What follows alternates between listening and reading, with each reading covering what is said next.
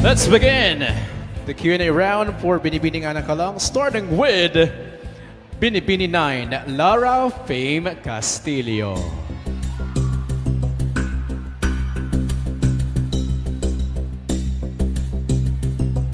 So good luck to our top 5 finalists, Binibinis.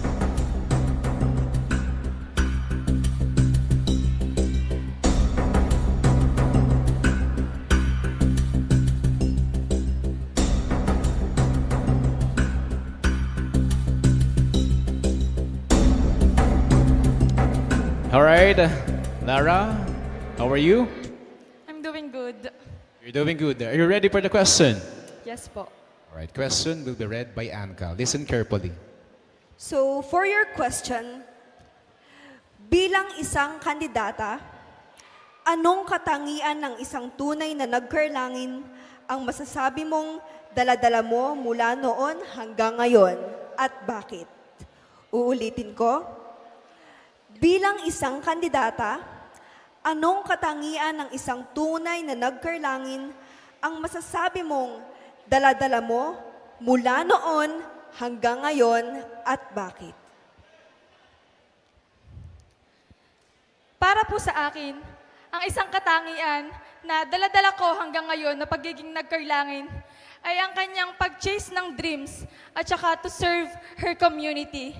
Dahil bilang ako po isang nagkarlangin, ay patuloy na dinadala ang aking mga pangarap na manalo bilang Binibining Anak Ka Lang 2024. Dahil isa sa mga inspirasyon ko ang aking tita, siya ay si Justine Viridiano, na isa sa mga candidate noong 2016 ng Binibining Anak Ka Lang. Kaya't ako po na nagdadala ng kanyang pangarap upang makamit ang pagkapanalo ng Binibining Anak Ka Lang.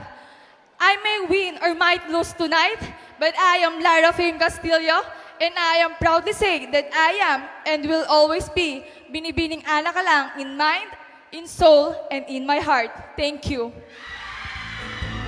What a confident answer! Thank you so much once again, Binibini 9, Lara Fame Castillo. Next finalist is Binibini 1, Audrey Caril de Silva.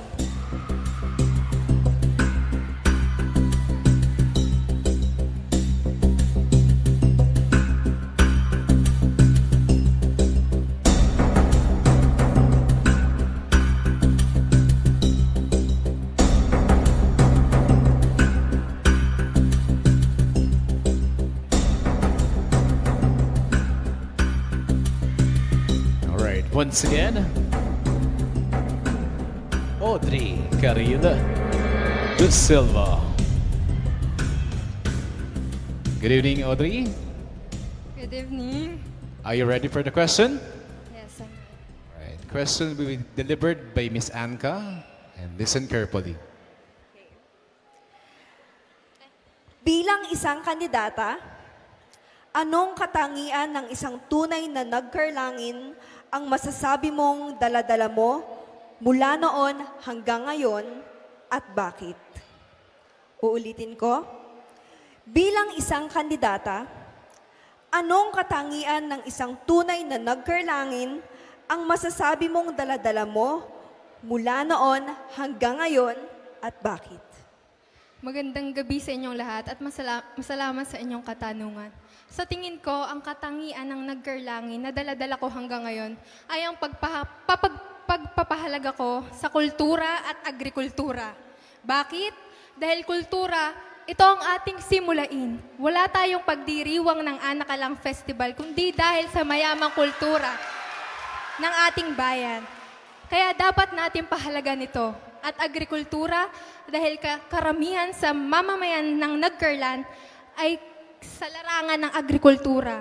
Katulad na lang ng paghahalaman at paghahayupan. Kaya itaas natin ang antas ng sektor ng agrikultura. Dahil ang pagtaas ng bayan ng Nagkarlan ay ang pagtaas din ng buhay ng Nagkarlangin. Maraming salamat po. Very powerful and impactful answer. Wow! Thank you so much once again. Our finalist, Binibini 1, Audrey Caril de Silva. Next finalist is Binibini 2, Mikey May Glorioso.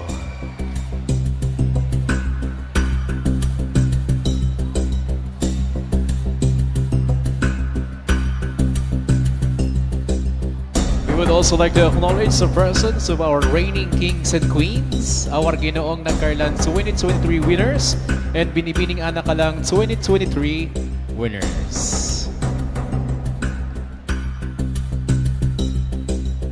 Again, Micah May Glorioso.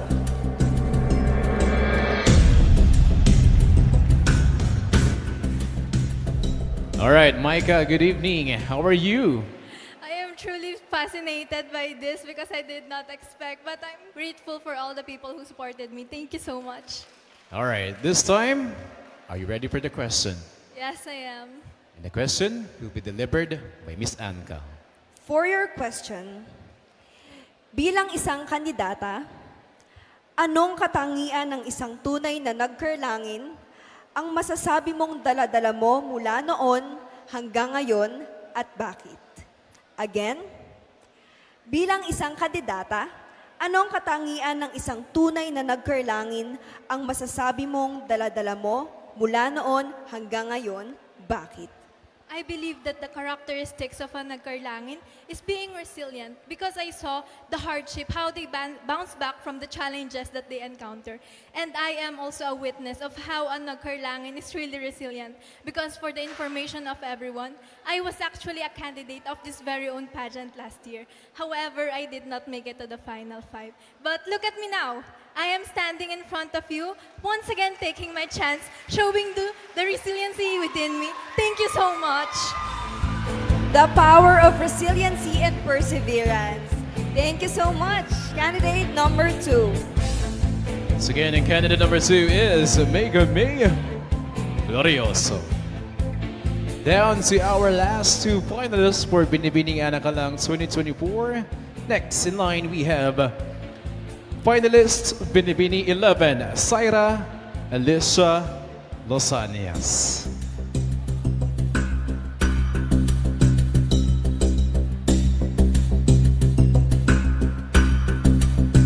And to all the Nagkarlangin, I would like to greet everyone happy Anakalang Lanzones Festival 2024. We still have tomorrow, the last day of the celebration Last day. of this wonderful and grand festival here sa Bayan ng Nagkarlan.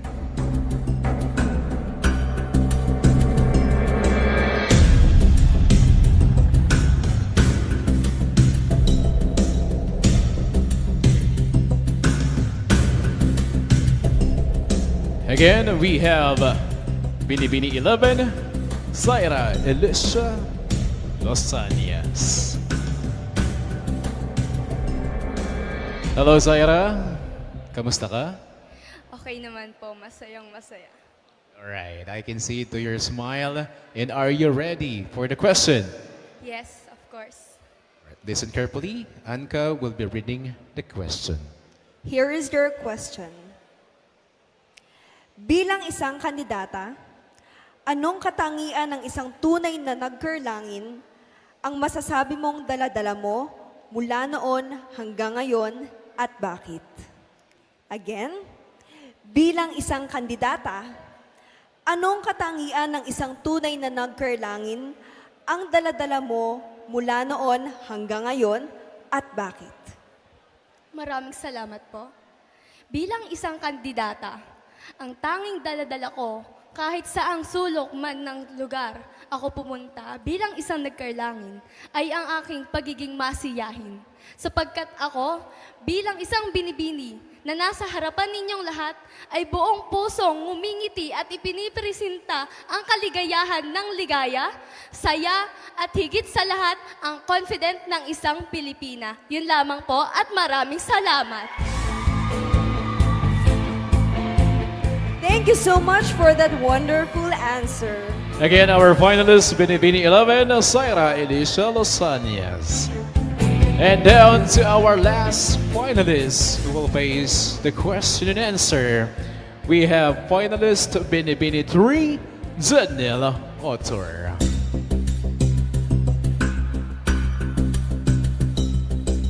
Removing the headphones now.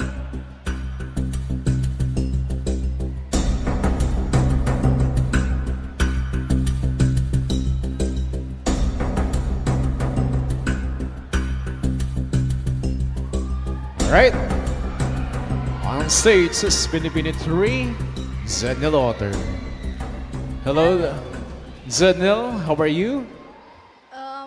Sobrang overwhelming kasi hindi ko expect na makapasok ako sa top 5. But thank you sa lahat ng sumusuporta sa akin ngayong gabi. Maraming salamat po. All right. Super daming supporters. Indeed, that is true. So, are you ready for the question? Yes, I'm ready. Yes, you are ready. Anka? So for your question, bilang isang kandidata, anong katangian ng isang tunay na nagkarlangin ang masasabi mong daladala mo mula noon hanggang ngayon at bakit? Uulitin ko, bilang isang kandidata, anong katangian ng isang tunay na nagkarlangin ang masasabi mong daladala mo mula noon hanggang ngayon? Bakit? Bilang isang kandidata, ang tanging daladala ko, ang nakatangian na naman ako dahil sa ating bayan ay ang pagmamalasakit sa kapwa. Ang pagmamalasakit natin sa kapwa ay siya nagtutulak sa atin upang tayo ay gumawa ng mabuti at maging mabuting ehemplo sa ating nasa kapaligiran. Kaya dapat natin itong paghusayan at huwag tayong matakot na tumulong sa ibang tao. And by standing here tonight, in the journey of Binibining Anak Ka Lang 2024, I carry this vision of a more compassionate town. I hope to inspire a community that values our norms and beliefs. Thank you. Thank you, Ms. Jednil Otor. There you have it, ladies and gentlemen, the 5 finalists for Ginoong Nagkarlan and Binibining Anak Ka Lang 2024 in the quest